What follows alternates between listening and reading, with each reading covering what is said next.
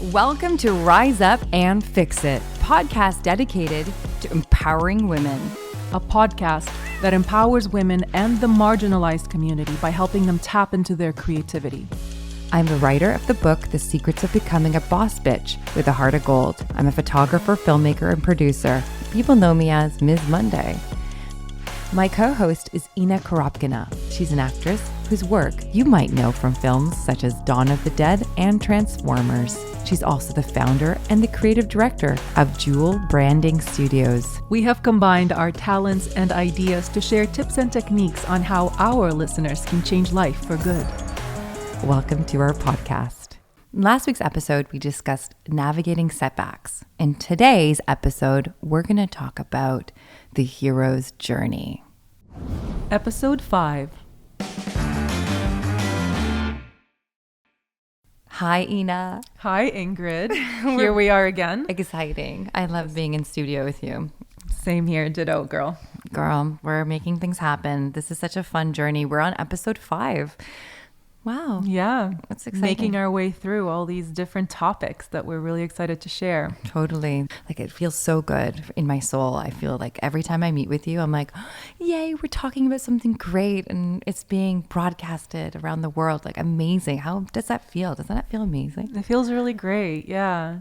Having been on this journey and wishing that there was someone there who kind of guided me, I am grateful that I could guide others. The term hero's journey comes from Joseph Campbell. He studied mythology, a very prominent figure among artists. Through studying myths across cultures, across times, he discovered a pattern.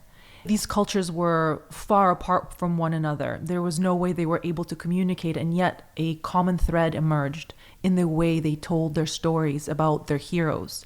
And the thread was that there is a call to action, a very strong call to action, and then a hero sets off on a journey and they face a lot of trials and tribulations, and there is a lot of darkness and uncertainty, and then they come out victorious in the end, having learned a lesson that then they take and share with humanity. So they come this full circle, the hero's journey. It's always a circle that starts at the top with the call to action, and then it ends with the hero coming back to where they started, but having become a completely new human being, having grown on that journey.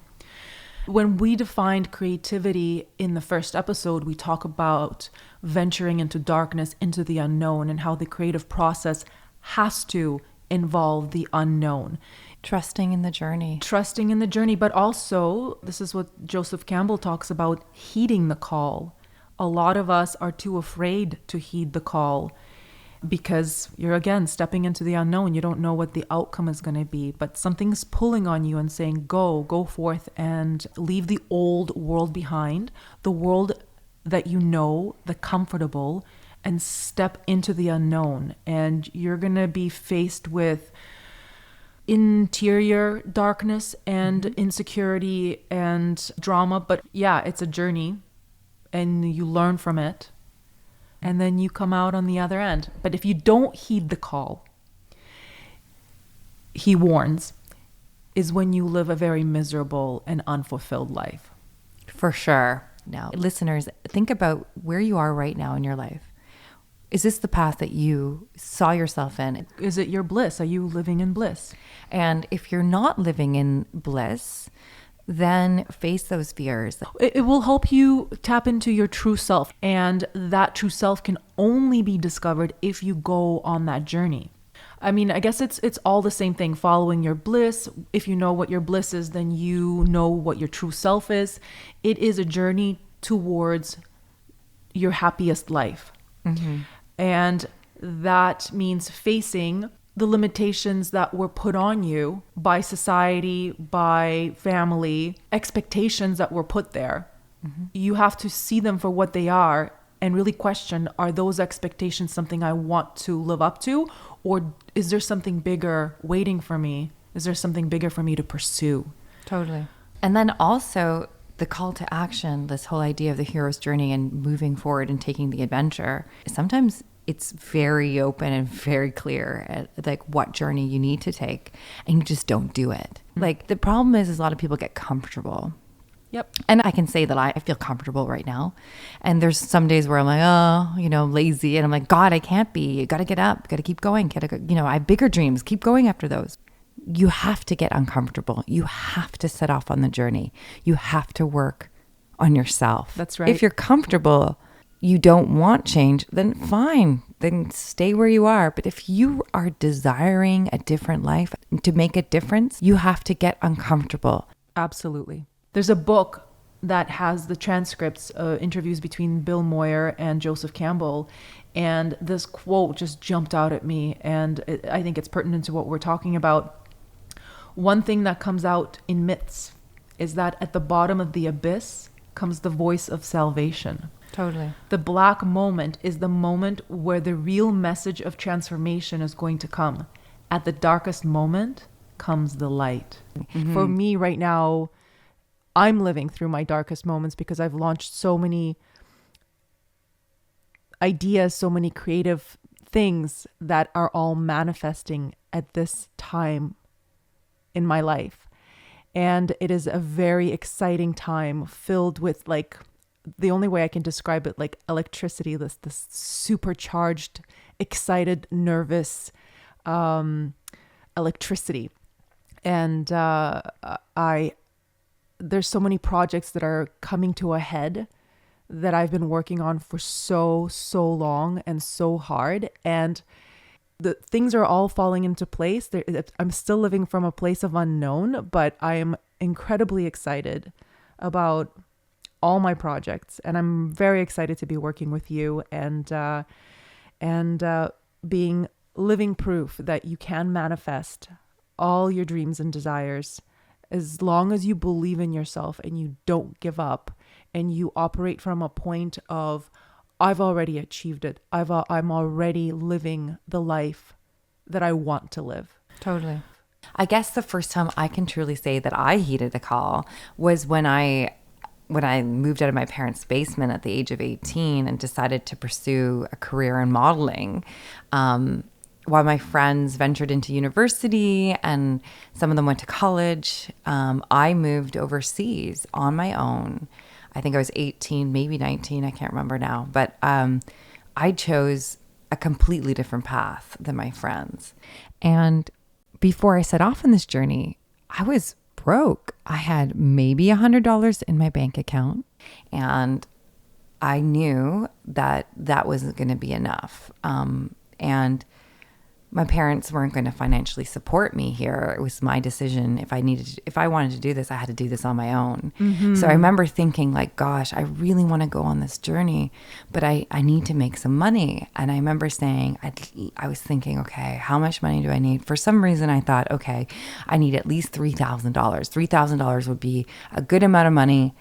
And I also thought, okay, that also gives me enough money to buy a plane ticket home if I have to, if it turns out to be a disaster. So I remember thinking, okay, I need to make at least $3,000.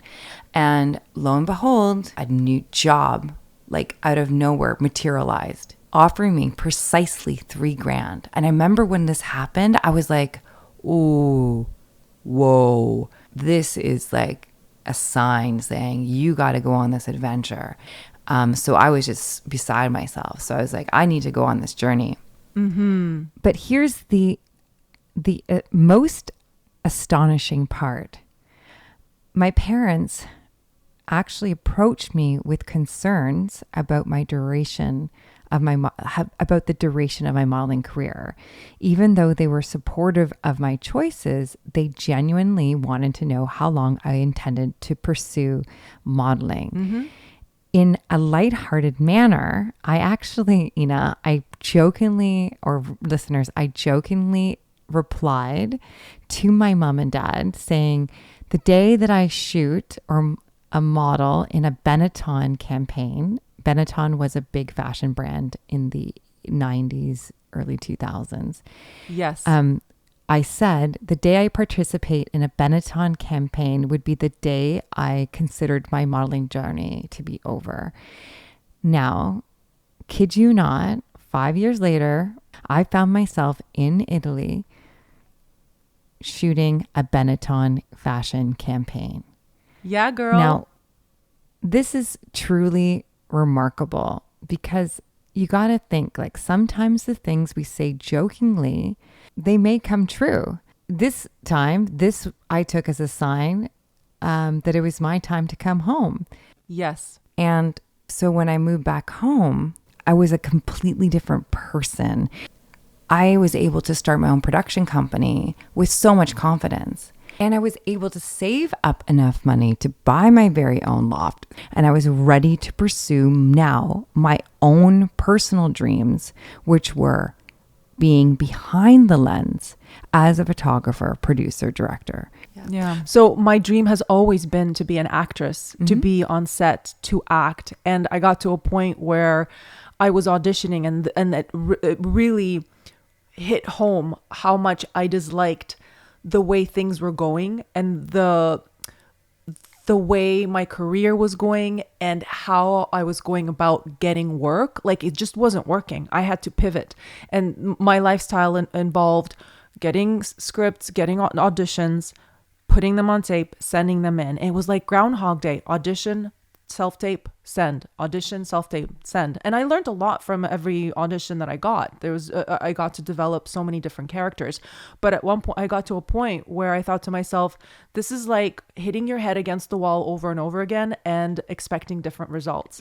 And I booked one part that took so much energy to get. And by the time I finished that part, I looked at the monetary value that the part brought me, and I was very disappointed.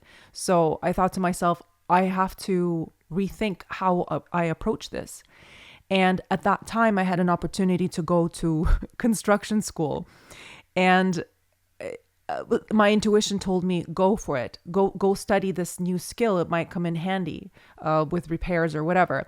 So I think we talked about this in a previous episode where my journey to going through construction school led me to realize that I actually love being around a group of people with a similar goal. And that led me to wanting to be on set and behind the camera, not only as an actress, but as a producer, as a writer. And this is what inspired me to write my feature film.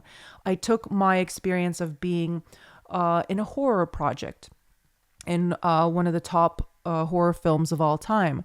And then I took my experience of scene study as an actress and using that to create a script.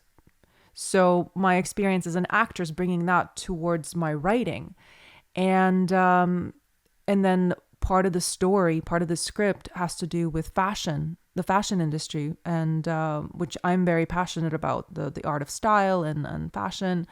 And so it all fell into place. This idea that I wanted to act, but the way I was approaching my acting career wasn't working. And then writing a script for myself and wanting to produce it, come on board as a producer, as a writer, and star in my own script. So I've created my own opportunity. I didn't stick around waiting for someone to give me that opportunity. I created it for myself. I had to, because it wasn't working. And when something's not working, and we said this in previous episodes, you pivot, you try a different approach. Every good Hollywood movie is based on this idea, the hero's journey. We love watching the journey too, because we all resonate with it. Yeah, because we are all heroes ourselves on a journey here. And so when we witness a good movie and we follow the thread of a character going on that journey, we can associate. However, when it comes to our own lives, maybe you're thinking, am I on the right path? And whatever you're feeling, just accept it. Don't be so hard on yourself. Self-care is so important. Self-love is important. Be very gentle with yourself as you go on this journey. It's not easy. We know it because we're on the same journey as you. And we're here for you. And we can't wait to see what you create from that point of the unknown and that point of the uncomfortable. Yeah. And any listeners who are still young, that don't have kids, that aren't married, they're maybe graduating university or they're just going into university, take that time to really enjoy your life. Go adventure, go explore, live out your dreams. Really do, because I feel like that's such an important thing to do when you're young, like to really go on learn about yourself. And you learn about yourself by meeting a lot of people, by Traveling. going on a lot of adventures, trying a whole bunch of different things. Hey, a lot of people finish high school, they go into university, they study something they have no clue that they love. Like, such a high percentage of people that graduate university graduate with a degree that they think to themselves, what am I going to do with this? And they end up doing something completely different for their work. Focus on a business degree. Like, I think learning about money and how businesses work is super important. Do a lot of workshops and just grow, learn a lot of different little things. Unless you're one of those people that from the get-go know exactly what you want, who you are, what you want to do in life. Hey, kudos to you. But a lot of us don't. Yeah. So just trust that you don't know and just go and find out what it is that you want to do. What I've discovered is that if you go on a journey and you don't fulfill it, there's a call to action and you don't quite learn what you're supposed to learn, you don't complete the journey, that journey is going to be presented to you again later in life. Oh, for sure. That's why it's like a broken, you almost become like a broken record. It becomes a pattern. Yes. And I don't know, listeners, if you've seen this in your world, in your life, if you don't face the call to action, if you don't heed that call and complete the journey that you're supposed to complete, you end up being faced with a similar set of challenges just a little bit later on in life. Over and over and over again. It becomes like Groundhog Day, the movie. That's why you hear those stories where someone dates the same guy over and over and over again, and she never learns her lesson. Yeah. When I was a kid and being an immigrant with a strange accent and being tall and awkward, and I felt like an outsider. And I had to go on a journey to realize that it doesn't matter that I'm an outsider.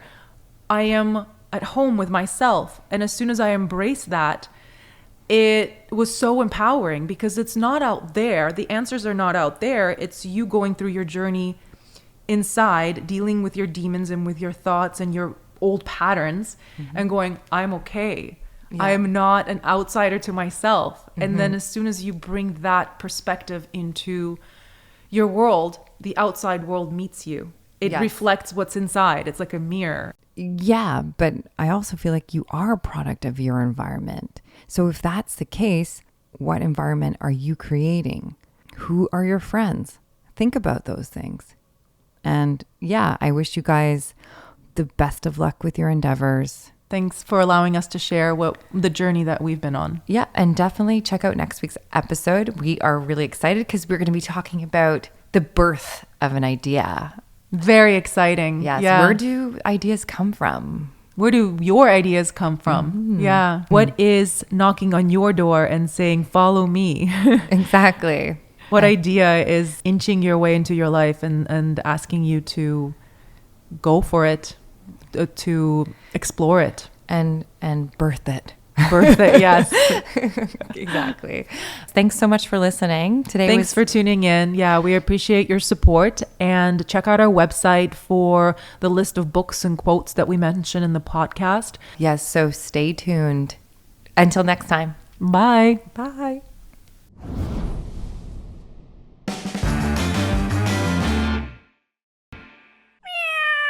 First, I'd like to mention, yes, listeners, we are both thriving creative women and entrepreneurs. Everything we say on the show are our personal opinions and ideas.